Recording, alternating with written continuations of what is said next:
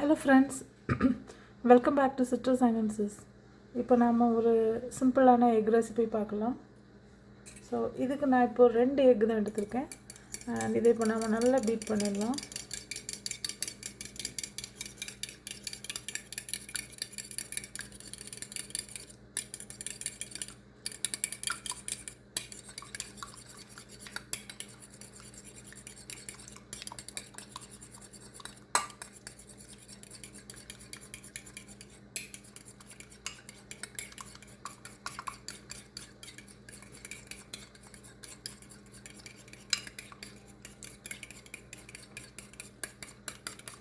நம்ம நல்லா பீட் பண்ணிட்டோம். இப்போ இதில் உப்போ எதுவும் நம்ம இப்போ ஆட் பண்ண வேண்டாம் இப்போதைக்கு.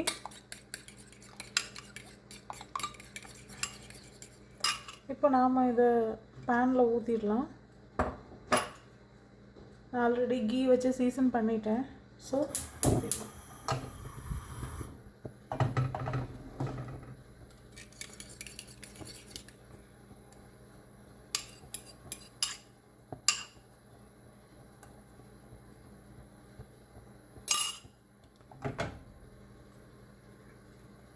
நல்லா ஸ்ப்ரெட் பண்ணி ஊற்றிடுங்க.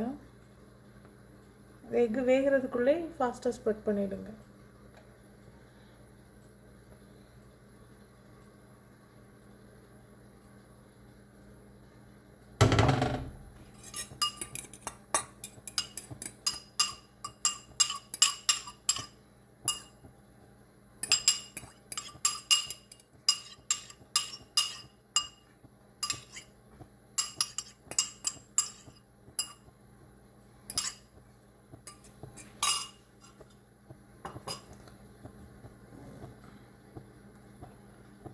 இப்போ இது ஸ்லோவாக குக் ஆகட்டும்.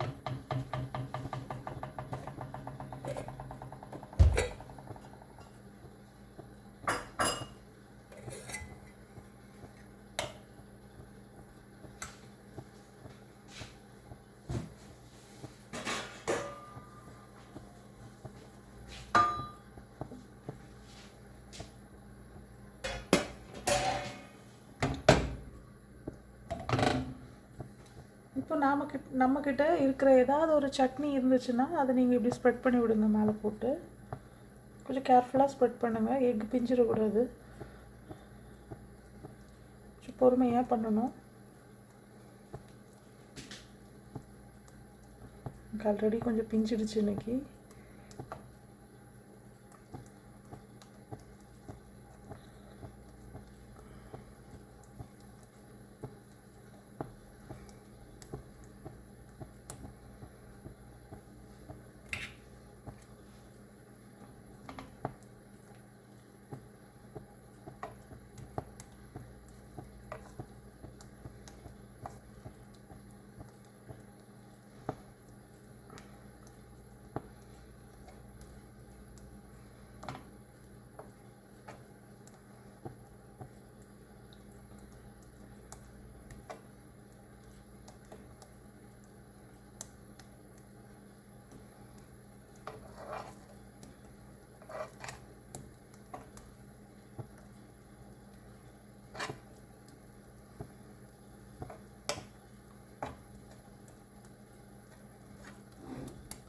ஸோ நாம் இப்போ நல்லா அந்த சட்னியை ஸ்ப்ரெட் பண்ணிட்டோம்.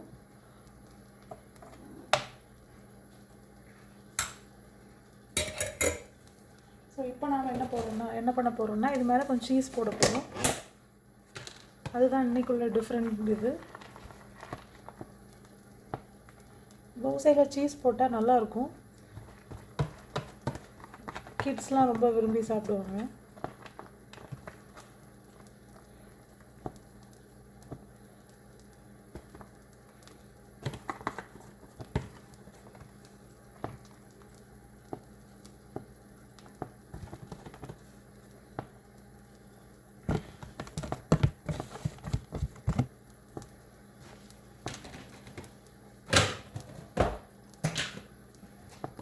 இன்னும் கொஞ்சமாக போட்டுடுங்க.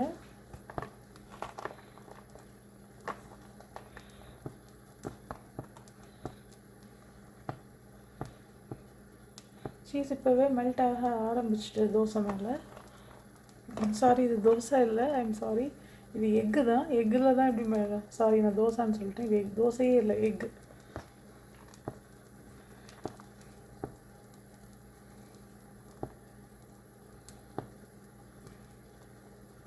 ஸோ இவ்வளோ சீஸ் போதும். இப்போ நாம் இந்த சீஸ் மெல்ட் ஆகிறதுக்கு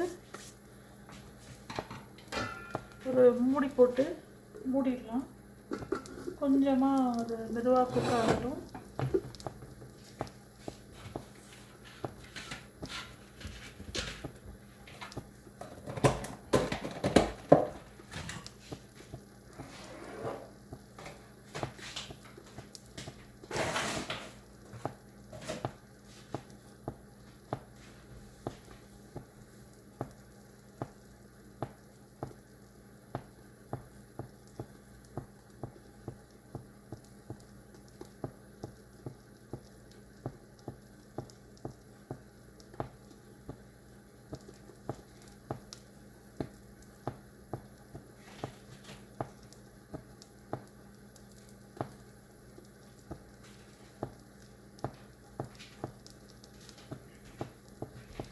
சீஸ் மெல்ட் ஆகிருக்கான்னு பார்த்துடலாம்.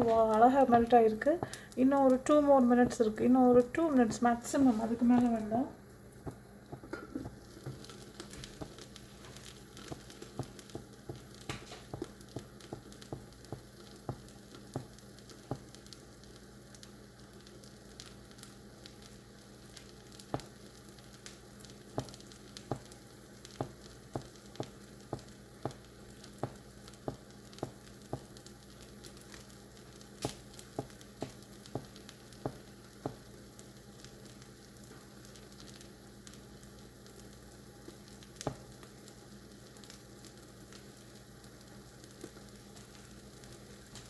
அவ்வளோதான் ஃப்ரெண்ட்ஸ், நம்ம எடுத்துடலாம்.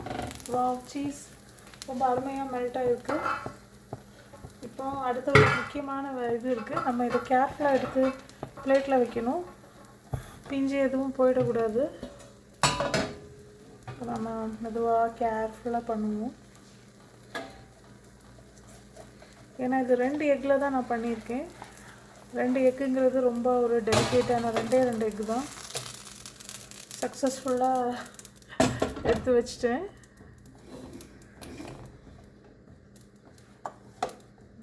போதும், நான் எதுவும் அட்ஜஸ்ட் பண்ண பிஞ்சிடும் வைப்போம். ஸோ அப்படி இருக்கட்டும்.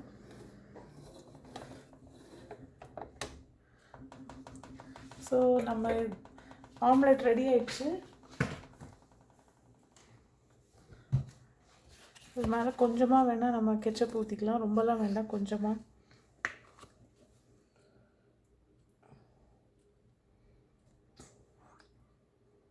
அவ்வளோதான்.